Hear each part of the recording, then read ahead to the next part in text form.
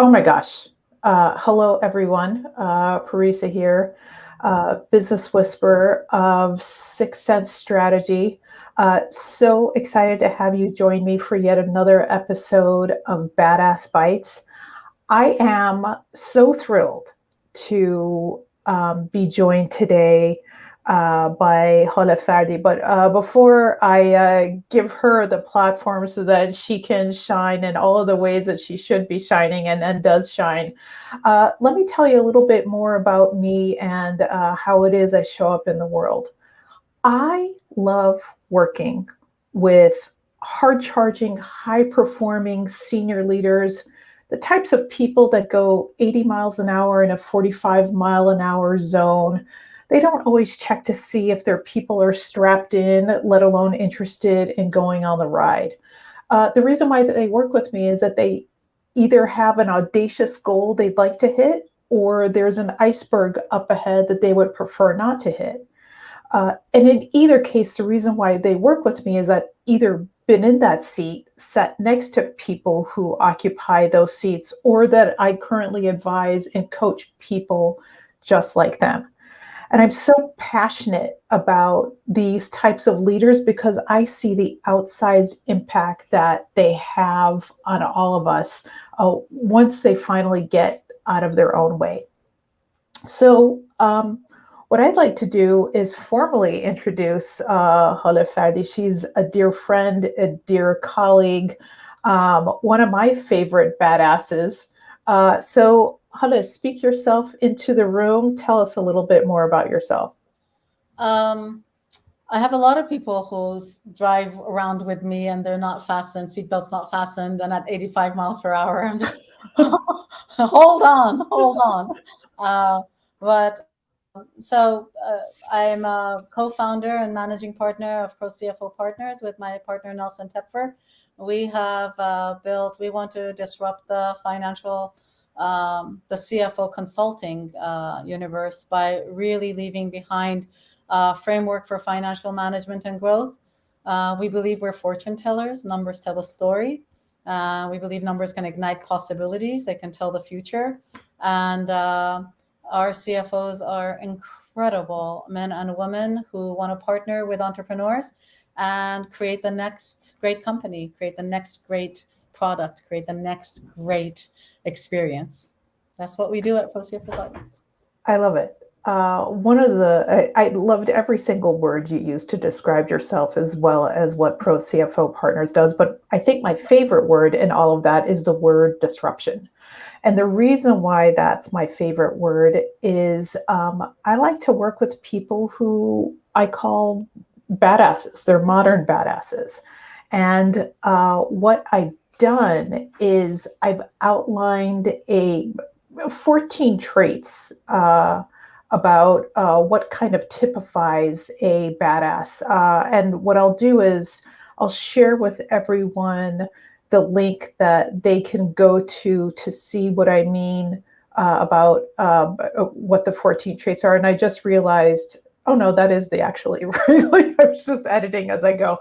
No, that is the right link. There are 14 traits in there of a modern badass. And one of the traits actually is that badasses are disruptors, they're change agents, they are pattern interrupters.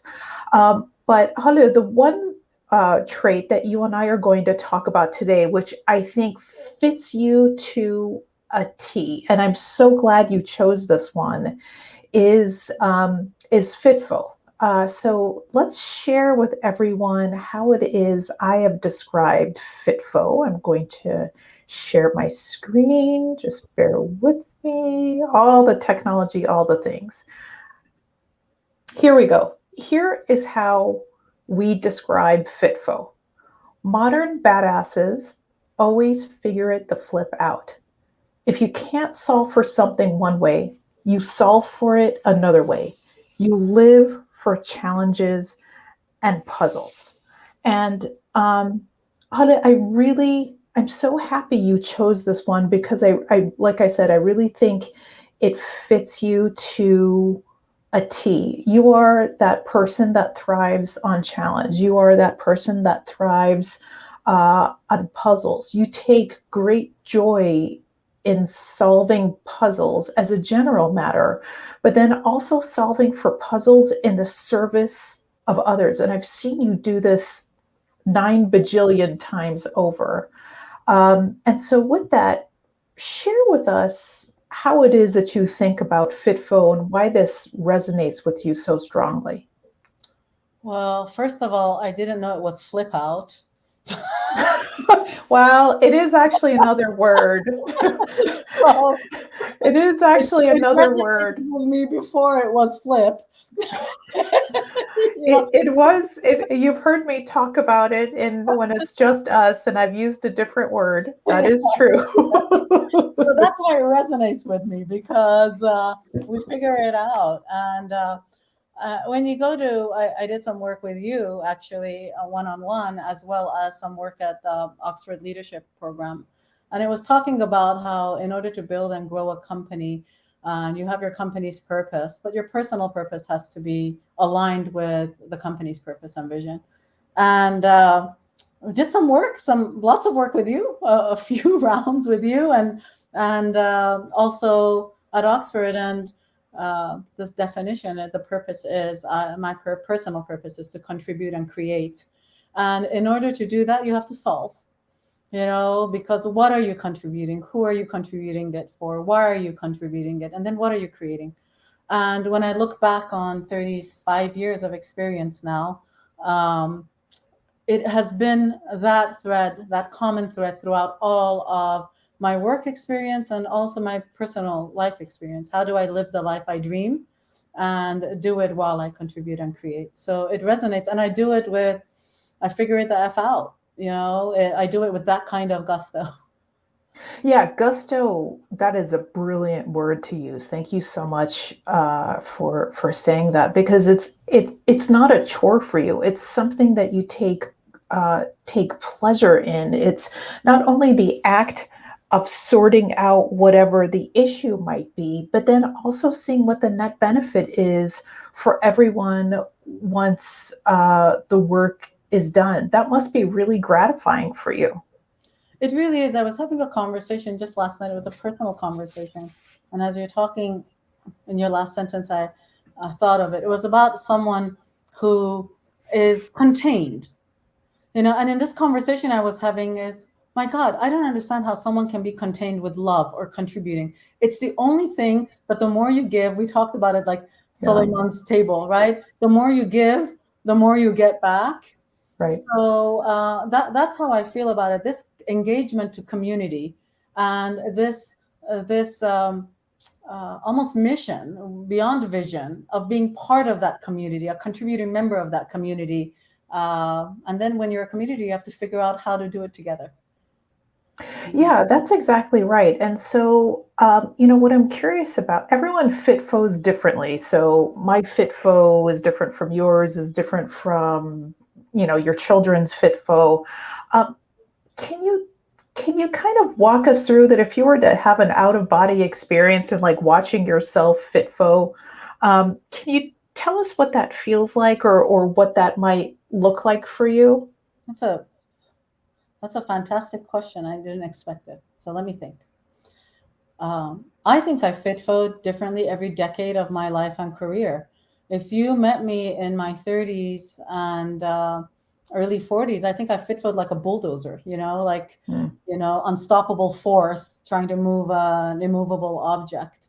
And there's a lot of personal currency that goes along with that kind of force right, to try to convince instead right. of engage, trying Ah, to brilliant. force instead of collaborate. Right.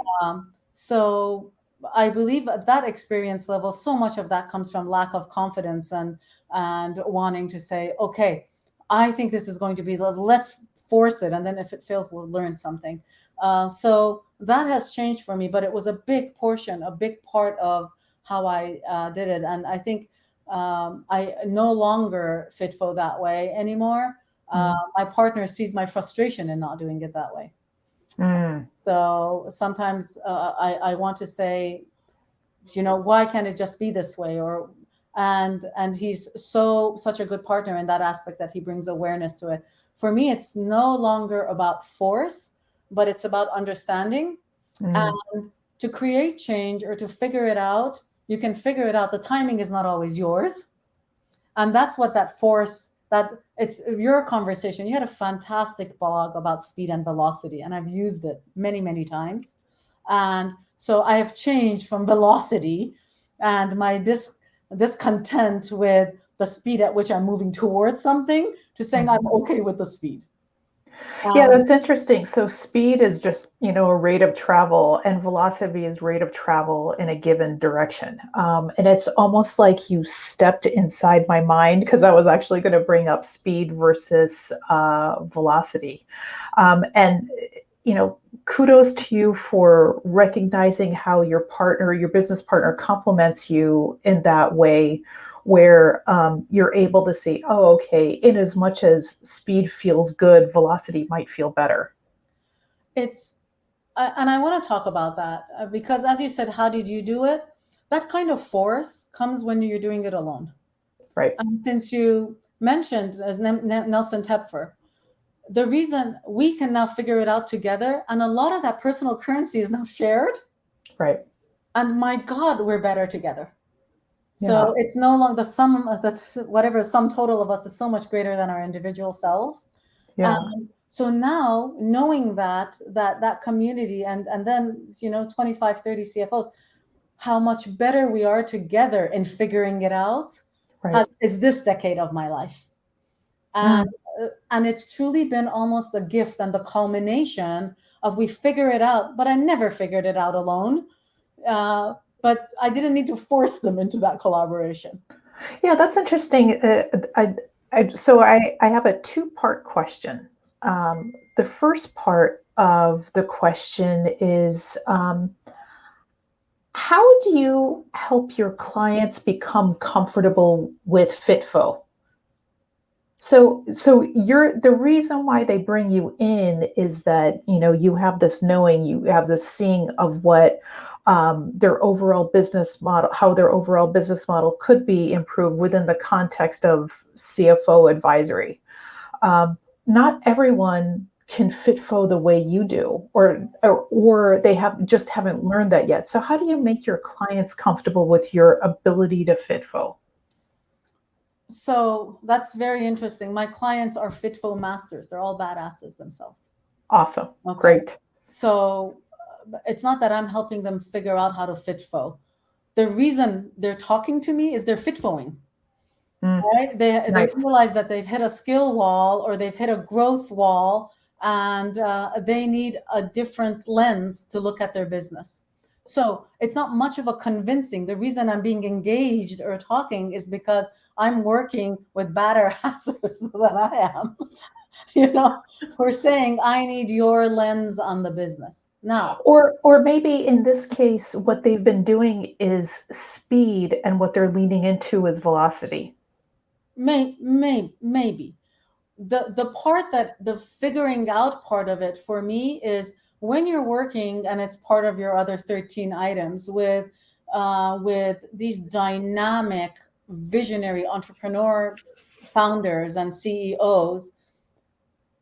That momentum, remember my force, that momentum, Yeah, okay, I end up becoming this immovable object because their momentum, and I need to say, wait, I know you're going in this direction, but there's these 4 other lanes that we need to look at. And that's how I work with them. It's about an awareness to other options and scenarios, or taking, again, financial information and saying, okay, so now you know the numbers, what should they be? Is mm, one of Nelson's, my favorite sayings of Nelson.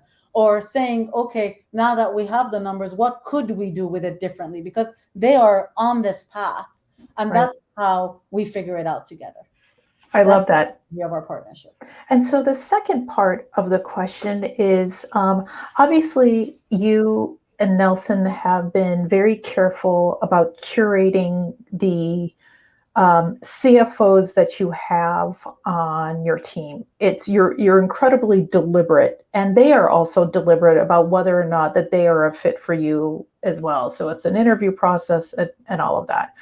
How do you encourage the development of the FITFO muscle with the CFOs that are part of Pro CFO Partners? Oh, so, first of all, as I mentioned, I'm humbled by the caliber and quality of the CFOs. I want to disencourage them from FITFOing. You know, because imagine I have a company of CFOs who want to FITFO. You know, they all have, I'm sure many of them are very gracious about not telling me how we could do it better. And many of them, so um, we encourage them, but through workshops as we're further developing our framework, we make sure that we're sitting with them and we have their input. We invest a lot of time into ensuring that we have their insight and their input, when we value it greatly, because we're an organization of CFOs. And then, of course, like any other entrepreneur, we also have a plan. So we have to make sure that, yes, we're going in this lane, and yes, there are 3 other lanes, but there are not 12 other lanes that I can participate in right now. So it's such a fine line balance to see how do we do it. So so that brings up another question is, when does FITFO work against you? We've talked about this. I think pivoting is a dangerous word when people say pivot. And I know it's the word of 2021 and 2020. But especially the word of the 20th century or 21st century, excuse me, it feels like. So I think this is when it becomes dangerous. And if we're going to use it like sailing tack, and you're pivoting, you could end up in South America, right? So I think when it becomes dangerous is when you're figuring it out, but you don't have your ultimate goal. You're not coming from a goal. So you're figuring it out and you're actually untethered. That's when it becomes dangerous. You have to have land in sight of what it is you're trying to figure out and pivot against that. And what happens is, yes, extraordinary things like last year happen, but still that true objective of the business, your personal goals, you still need to be in touch with that. And if you're not, it becomes dangerous. I love that you said that. That was a great analogy. I love that. Brilliant. And of course, you brought that up brilliantly because you're brilliant. Well, what that reminds me of is, I know in real life you love puzzles. I have seen any number of pictures that you've posted on either Instagram or Facebook, and the times that I've been to your adorable home, I have seen the beginnings. There we go. I've seen the beginnings of a puzzle, and to this idea of knowing what the goal is, starting with the end in mind. It's the same thing with puzzles. You start with the edges first as in a puzzle, because that is like your boundaries. So you have an idea of where the edges are, as opposed to starting in the middle where it gets really muddled. So you can't go any farther than an edge of a puzzle. And you know what all the edge pieces look like. There are 4 corner pieces. Don't bother looking for the corner pieces at first. Bother looking for the edges, and then you're in business. And I feel like what you just said of, pivot, you could end up in South America. Understanding where it is that you're going with your business then determines the boundaries of what you FITFO and how often you FITFO. How true is that?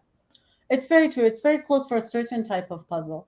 And this is what I love about what we do. Some puzzles, you have to start with color groupings, not the edges, because it's so complicated. There is no edge.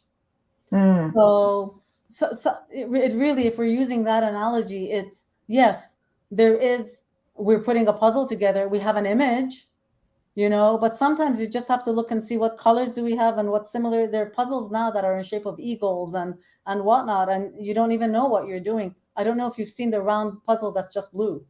It's just a blue marble. And I'm like, oh, that's not a puzzle. That's madness and training. You know? That's torture. That's torture, but it exists.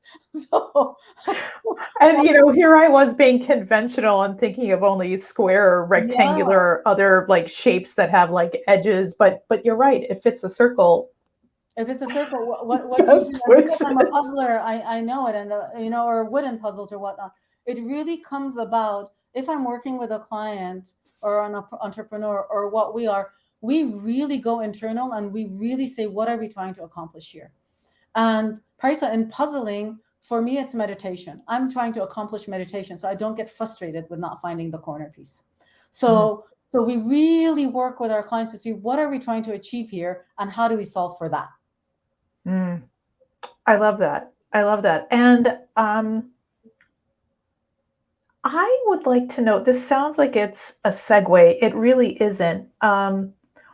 What made you sort out how you were going to FITFO working on Pro CFO Partners full time while doing a month in Croatia? How did you FITFO all of that? It's a good segue because I'm still jet lagged. Otherwise, I would look a lot better. No, you look great. You look great as usual. Yeah, I just returned. How did I do it? And it was the lesson. This is actually a great example of FITFO. I went to create time to create. Mm, And the interesting thing, the lesson out after that 28 days was I went there with myself, the way mm, I work. And so it doesn't matter where I'm working. If I'm going to work in a way that doesn't create space, it doesn't matter where I am. mm, And so what that was about is where do we go where we can change status quo, we can change patterns, and the clarity that comes out of changing patterns because of the time difference, walking to town in the morning becomes this creative time block that allows for the company that we're building. Nelson and I got mm. a call this morning in 2023. Yeah. So what it did was give us, I mean, there's a book that's called Hustle and Float. Mhm, What it did was allow to change a pattern to allow for creativity to come in. mm. And the reason for the creativity was like many entrepreneurs that are building business, you end up in this in this wheel with your Right. daily operations. And I had to break out of that wheel in order to be able to look at 2023.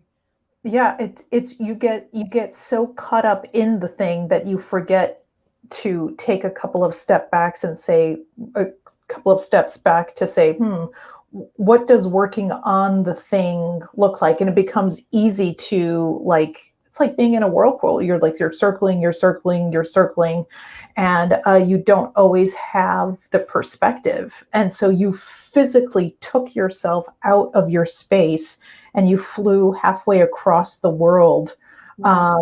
to change your perspective, have a different experience, and by virtue of that different experience, you were likely able to see things in new and fresh ways that you found exciting. Yeah, so absolutely. This organization is an organization. We had 4 attorneys, 7 entrepreneurs. There were 40 of us at this organization. And so they asked me to do the goals and strategies workshop that I do because I'm Mm, working. There's what are you doing? They're listening to me. So we did this work goals and strategy workshop for, I mean, she was a member of the Red Cross executive board is sitting there in this. An entrepreneur is sitting in it who has, you know, 3 different businesses, including one nonprofit that staffs 50 people. And we have another attorney in it who is running the organization. yeah. So, among others. So, as we're having the conversation, it's a goals and strategy workshop. It's very personal. So, I do this for companies, I don't do it for multiple different people. So, this is how getting out of creating something new. We have this workshop. At the end of it, we go to lunch because you can in Croatia. Can go take a 2-hour lunch. So why not? Why not? So we go to lunch, and Helena Novich, who is incredible, sits down, runs into lunch because she's running this whole organization, runs down, sits down, and jokingly, she was very moved at the workshop, closes her eyes and says, "Can we all take a moment of silence for unnecessary dreams that just died?" So this is out of a goals and strategy workshop.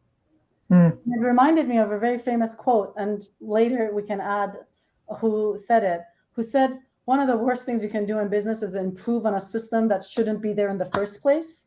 Mm. Mm. So her treatment of take a moment for unnecessary dreams that just died, so the bittersweetness of that, Right. reminded me that we're not there as CFOs to improve on a system that shouldn't be there in the first place. That's exactly right. And that's what exactly Croatia right. did. If I had one takeaway other than I can't even begin to tell you about the food there, But you will, because I'm going to Croatia next year. So you and I are going to catch up on all the things that you Yeah. ate or that you wished you ate. Yes. It realigned us to us figuring it out that Right. are we implementing a framework that's necessary? Mm. And that took us to 2023. Yes, it is. It actually reinforced what we're doing. Nice. And that clarity took away some of the strife and the angst of being a business owner. I love that. So, Hale, what is one piece of advice you can give to people about FITFO? Anyone who might be watching this live now, or we're going to have the recording available later on the Sixth Sense Strategy YouTube channel, and you'll be able to share it with other people as well. What's a piece of advice you'd like to share with people about FITFO? Have flipping fun. Thank you. So yes, fun. Yeah, absolutely. It's always been fun. It's always been a pleasure. Yeah, thank you. One of the things that I have told people that I absolutely love to do, and I think you feel the same way too, is one of the best things ever is to stand in front of a whiteboard with dry erase markers that work, as well as an eraser, to say, what could the world look like? Yeah. Let's just play. Every idea is fair game until such time we decide that every idea is not fair game. Just leaning into that creativity and the joy of it, I think is such an important piece of advice that you shared with everyone. Thank you so much for bringing that up. You're very welcome. We did a workshop, an 8-hour workshop during COVID, remote. One person in Brazil, one person in Texas, 3 of us in a conference room. One of the owners of the company who was in Texas is, the sales executive. The last thing he wanted to do with a broken Achilles, he had a torn Achilles, so he was in bed with a 2 or 3-year-old over his head, was 8 hours of a meeting like this. Right. And at the end of it, he said that felt like one. Wow. So we're having fun. Nice. And we're figuring it out. And it was wonderful. It was joyous. I love that. Yeah. I love that. This has been an amazing conversation. If anyone would like to reach out to Hale directly, this is her email address I've shared at the bottom of the screen. And if you're looking to learn a little bit more about Pro CFO Partners, this is their website. It's a lot of fun. It's engaging. I've been to that website more times than I remember. And if someone would like to send me a love note, here's how you can find me, Parisa at sixthsensestrategy.com. Hale, thank you. Thank you so much for a really powerful, wonderful conversation today. I always enjoy the time that I spend with you. I always learn something valuable from you. I so appreciate you. Thank you. It's mutual. All right, everyone. This video will be available on the Sixth Sense Strategy YouTube channel. And wishing everyone a wonderful rest of the day. Be well. Take care. Bye-bye. Bye.